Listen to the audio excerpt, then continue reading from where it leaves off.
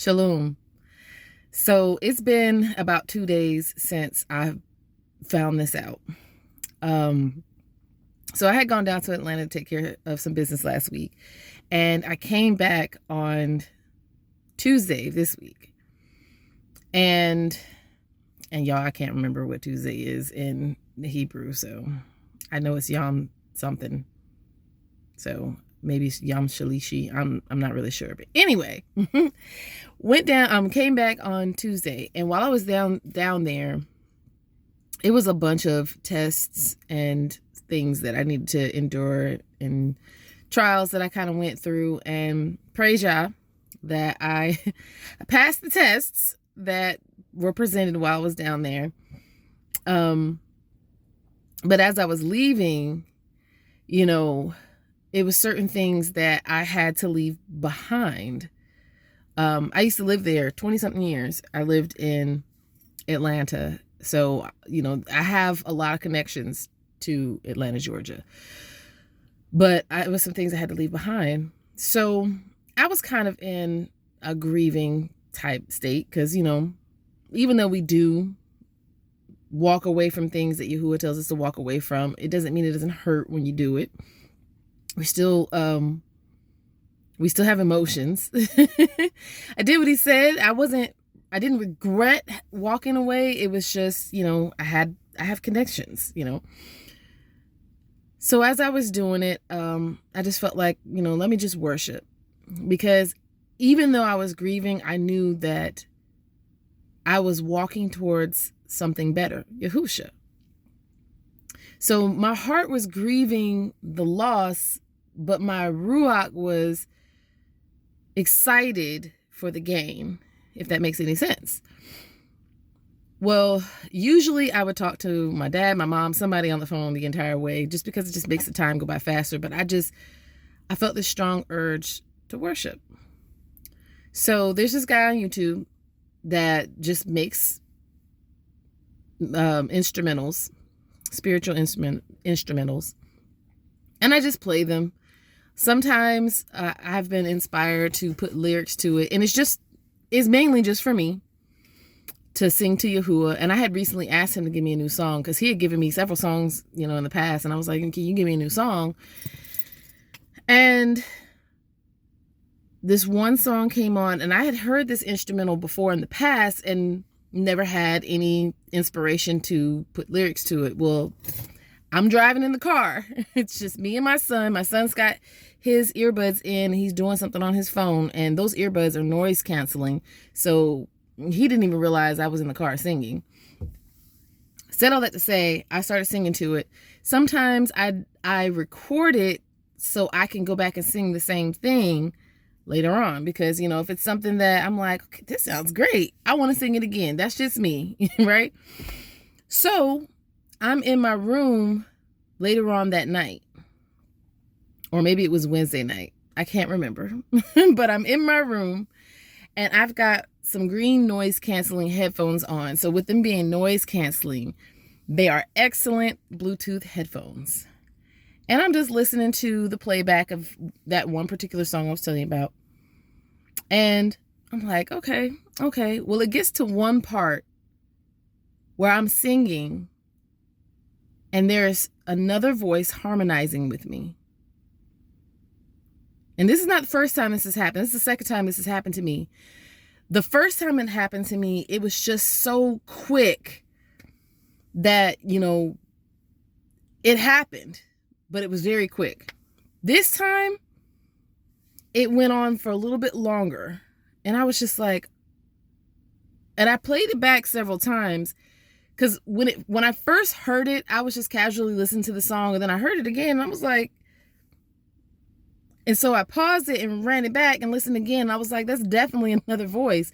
Like, you can clearly, I'm not going to put it on here because I'm not supposed to put it on here, but I can clearly hear me singing the melody of the song, and there is a voice that's harmonizing above me. I can hear it. I'm not a soprano. I can sing soprano, but you don't want to hear me sing soprano. I'm truly a second alto. With that being said, I always sing a low melody to everything because that's just how I sound. This was a higher harmony to the song. And I let my son listen to it. I was like, hey, do you hear something?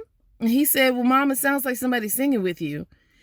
And I even asked him, I said, at one point, did you take your earphones out? Were you singing with Mommy? He was like, no. He said, I didn't even know you were singing. So, wasn't him. Plus, my son sings, but he sings like an 8-year-old sings. This is definitely not an 8-year-old voice. But he also said it sounds similar to your voice. Now, unless I developed a talent overnight that I didn't know about, where I can sing and 2 distinct voices come out of me, and they're singing praises to Yahusha because Yahusha's name is in the song. So I know it ain't no demons singing to Yahusha. The reason why I'm saying this is because Yahuah tells us to make a joyful noise unto him all the time. Like, in your private time, sing praise and worship to him. And it's good that we have set apart music that we can listen to. However, try what I was saying. Try what I was doing, I mean. Try singing a song from your heart to him. Ask him where to get the instrumental from. I'm not going to share where I got the instrumental from, only because the guy that does the instrumentals, he's like teeter-tottering on Christianity and the truth. So I first started listening to him when I was still in Christianity, before I came straight into the truth. And you can see the tug of war going on with him, because some of his songs will say, you know, the Most High or Ruach HaQadash, and then he'll go back to saying something like Yahweh or, you know, whatever. So you can see the tug of war going on with him. I just keep him in prayer, but I'm not going to introduce that to somebody else that's on here, because I don't know where everybody is in their walk that watches these videos. And so you find your own instrumental. Prayerfully, I'll be able to find someone that does instrumentals that is completely set apart and not kind of trying to be set apart. But it's still beautiful in its own. And if you don't need music, just start singing. Like, realistically, you don't need a backup instrumental track. You could just start singing to him, but let it just be words from your heart. Words from your heart. Worship comes from your heart. So let it flow from your heart. Oh, my word. I wish I could play it for you guys, but like I said, Yahuah told me that no, I only sent it to 2 people in the assembly that I'm a part of, so that I would have 3 witnesses, because my son being one, but I needed 2 adult witnesses. So there's 2 young ladies I'm waiting to hear back from, because I want to know if they heard it as well, because I am going to testify about this, you know, this Shabbat to my assembly, because it's beautiful. If you guys only knew what I was going through, not just that day, but, you know, just recently in life, period, in general, to hear that voice on there with me. And in the midst of me singing the song, I remember, like, when I was actually singing it in, you know, live action version, singing it, I remember I had this peace that came over me and this clarity in the spirit, in the Ruach. I had this clarity.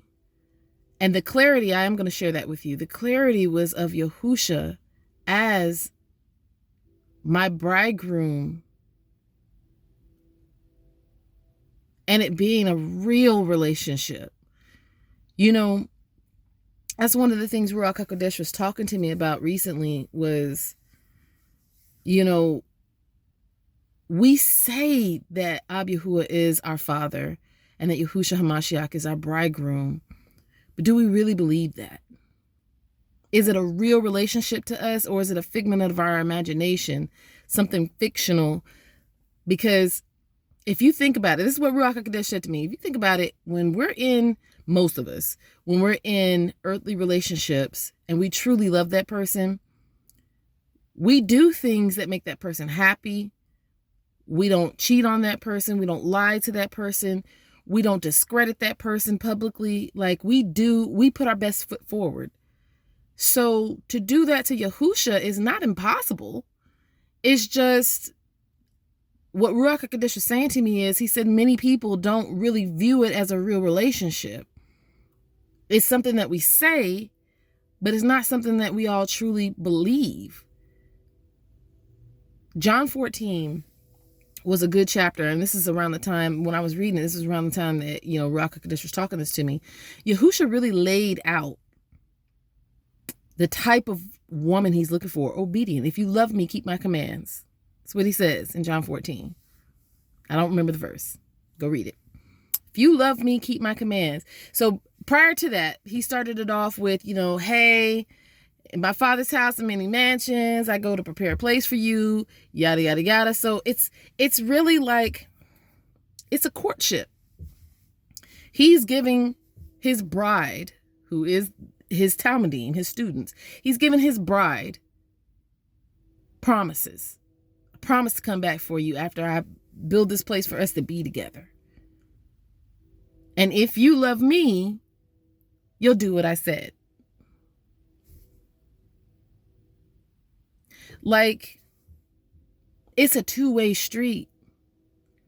And again, if we start looking at it like, we do when we're in a relationship with an earthly person a tangible person that we can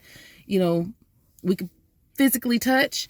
If we start looking at it like that, it makes it so much easier to be faithful to Yahusha. And I mean spiritually faithful, Adultery in Yahuwah's kingdom starts in your heart. And by the time you act it out, it's already been in there growing in your heart. And then it moves into your mind, and then it comes out through your physical action. So with that being said, you start learning to cast those things down, those feelings, those thoughts down. Confession before they take root in your heart. Because you want to be faithful. And one of the things that I was told to pray was, please make us, your children, Yahuwah, into a bride without spot or blemish unto Yahusha. And that's what he's been doing. And I personally asked him to help me be more faithful to Yahusha. Because ultimately that's who we're going to wed. Yasharal is Yahuwah's daughter-in-law. The law is Yahusha. That's how we are adopted in, through the Ruach of adoption. We have these earthly concepts. If I were to marry an earthly man, his mother would be my mother-in-law. Whose law? Man's law, but still. In Yahuwah's kingdom, it is the exact same. Yahusha is the law. So when we marry Yahusha, we are Yahuwah's daughter-in-law. I mean, it is so, wow. Sing a joyful noise unto him, you guys. The fact that I heard, I'm going to say it's an angel. I'm sorry. I don't see demons singing to Yahusha. Or fallen angels singing to Yahusha. I don't see that. To hear that voice, and I'm not the best singer, you guys. So that's the reason why I'm like, just sing to him. He's not worried about if you sing like Whitney Houston, or what's a male singer that sounds really good? I'll just say Chris Brown, because I can't think of any male singer off the top of my, Wanye from Boyz II Men. He don't care if you sound like that or not. You could sound like Ice JJ Fish. For those that know, go look him up. Look up his song. It's here on YouTube. You can sound like that and be singing to Yahuwah. And as long as it's from your heart, he's going to approve of it. I'm just saying. Yeah. So I just wanted to share that testimony with you guys, because if y'all only knew, if y'all only knew the things I have been battling with, struggling with lately, the way I have felt unworthy because of different things that I have been battling with and whatnot. And just to hear that angel singing with me, I feel like that was Yahuwah's approval. And just like I said, during that worship session, when I was, in the process of singing the song in the car driving back home,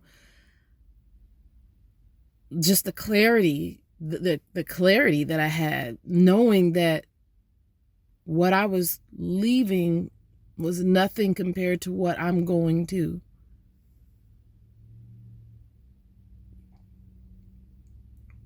Yahusha is real. Yahuwah is real. And we have to remember that. This is not just something that we just wake up and say we're doing. And don't become a robot. Don't put your mind on autopilot and just go through the motions to go through the motions, just to say that I prayed this morning, I read my Bible this morning. Don't do that. Because Yahusha said that in the day that he returns, he will tell a lot of people, away from me, I never knew you, you workers of lawlessness.